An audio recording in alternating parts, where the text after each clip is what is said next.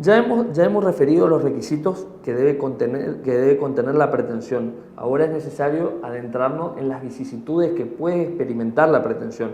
En ese sentido, corresponde decir que las vicisitudes que puede experimentar la pretensión son la transmisión, la transformación, la integración y la extinción. En lo que refiere a la transmisión, existe transmisión de la pretensión cuando la persona del sujeto activo es reemplazada por otra que actúa procesalmente en su lugar. Cuando es motivada por una sucesión a título universal, el sucesor o sucesores del sujeto activo, como continuadores de la personalidad jurídica de éste, pueden intervenir en el proceso asumiendo la posición de las partes principales con los mismos derechos, cargas y deberes procesales del causante. En cambio, si se trata de una sucesión a título singular, la transmisión se halla supeditada a la conformidad que preste la otra parte para que ese sucesor intervenga en reemplazo del transmitente. En lo que respecta a la transformación, esta se opera cuando mediante un acto unitario tiene lugar la alteración de alguno de los elementos objetivos de la pretensión, ya sea el objeto o la causa. Se opera la transformación de la pretensión siempre que se modifique la base fáctica que la sustenta, es decir, que el actor que originariamente alega su condición de propietario, luego alega la condición de ser usuario usufructuario, o también puede ser el caso en el cual se ha atribuido al demandado la calidad de inquilino y posteriormente se pretendiera atribuirle la de subinquilino. También se configura la situación analizada cuando se modifica el objeto inmediato o mediato de la pretensión.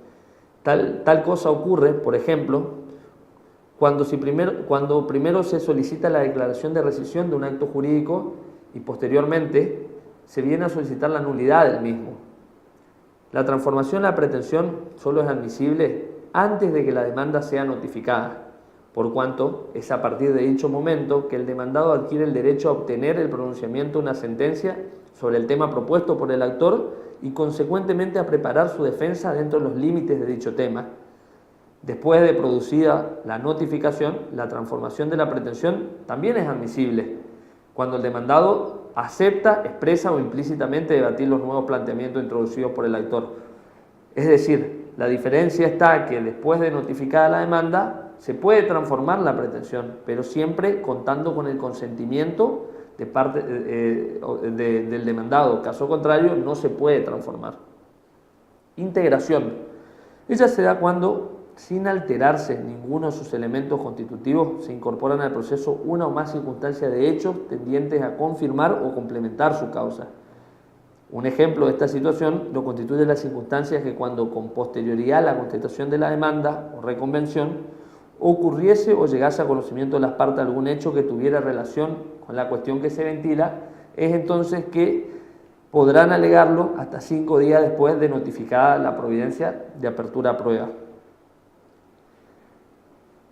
En lo que respecta a la extinción de la pretensión, tenemos que decir que normalmente la pretensión procesal se extingue mediante la sentencia que él actúa o que deniega su actuación. Ese es el modo normal de extinción de la pretensión.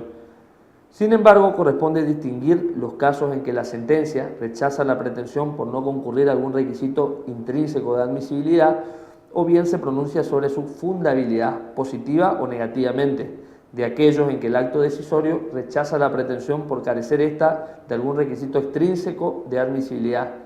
Las sentencias comprendidas en el primer grupo están revestidas de ciertas cualidades en cuya virtud resulta inadmisible la proposición eficaz de la misma pretensión en otro proceso, ya que hace cosa juzgada. En cambio, la del segundo grupo no impiden que la misma pretensión, obviada las deficiencias de que adolecía, sea nuevamente propuesta.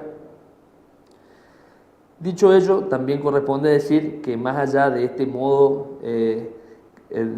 natural de extinción de la pretensión, que es la sentencia, también se puede extinguir por modos anormales de terminación del proceso, como ser el desistimiento de la pretensión, la caducidad en la instancia, el desistimiento del derecho, la transacción y la conciliación. Las pretensiones pueden ser clasificadas con este esquema sencillo que lo están viendo en este momento. Podemos decir que las pretensiones se pueden clasificarse por una parte en pretensiones de conocimiento, de ejecución y cautelares, y por otra parte en pretensiones reales y personales, según que se tenga en cuenta el tipo de pronunciamiento que persiguen o la naturaleza del derecho material invocado como fundamento de ellas. En lo que se refiere a las pretensiones de conocimiento, son aquellas mediante las cuales se solicita al órgano judicial que dilucide y determine el contenido y el alcance de una situación jurídica. Se dividen a su vez en pretensiones declarativas, en pretensiones de condena y pretensiones determinativas. Las pretensiones declarativas tienden a obtener un pronunciamiento que elimine la falta de certeza sobre la existencia, eficacia, modalidad o interpretación de una relación o estado jurídico. La característica fundamental de este tipo de pretensión consiste en que la mera declaración de certeza resulta suficiente para satisfacer el interés de quien las propone y por lo tanto para agotar el contenido de la función jurisdiccional. Pueden ser positivas o negativas, según que respectivamente se basen en la afirmación de un acto jurídico favorable al actor o en la inexistencia de un efecto jurídico favorable a la otra parte. Denomínese pretensiones de condena aquellas mediante las cuales se reclama el pronunciamiento de una sentencia que imponga al demandado el cumplimiento de una determinada prestación, por ejemplo, de dar, de hacer o de no hacer a favor del actor. Las pretensiones determinativas o especificativas son aquellas mediante las cuales se pide al juez que fije los requisitos o condiciones en que quedará supeditado el ejercicio de un derecho. Tienden a la complementación o integración de ciertas relaciones jurídicas, cuyos elementos modalidades no se encuentran determinados o especificados por completo. Ejemplo, la pretensión de fijación de un plazo para el cumplimiento de una obligación, la que persigue la determinación de un régimen de visita, etc. En lo que respecta a las pretensiones de ejecución, son aquellas que tienen por finalidad hacer efectiva la sanción impuesta en una sentencia de condena, título ejecutivo judicial, o obtener el cumplimiento de una obligación documentada en alguno de los instrumentos a los cuales la ley acuerda una presunción de legitimidad. Un claro ejemplo lo constituyen los títulos ejecutivos extrajudiciales, la confesión de deuda líquida y exigible, los créditos documentados en letras de cambio, pagaré, cheque, etc. Finalmente, se denominan pretensiones cautelares a las que tienden a la obtención de una medida judicial, ya sea embargo, secuestro, anotación de litis, etc., que asegure el eventual cumplimiento de la sentencia de mérito a dictarse en un proceso de conocimiento o de ejecución. No son, por lo tanto, pretensiones autónomas, pues se encuentran subordinadas a una pretensión principal ya deducida o próxima a deducirse. La clasificación de las pretensiones reales o personales, como ya lo adelanté, atiende a la naturaleza del derecho, ya sea real o personal, respectivamente, invocado como fundamento de la pretensión procesal. Hasta aquí llegamos con el tema pretensiones.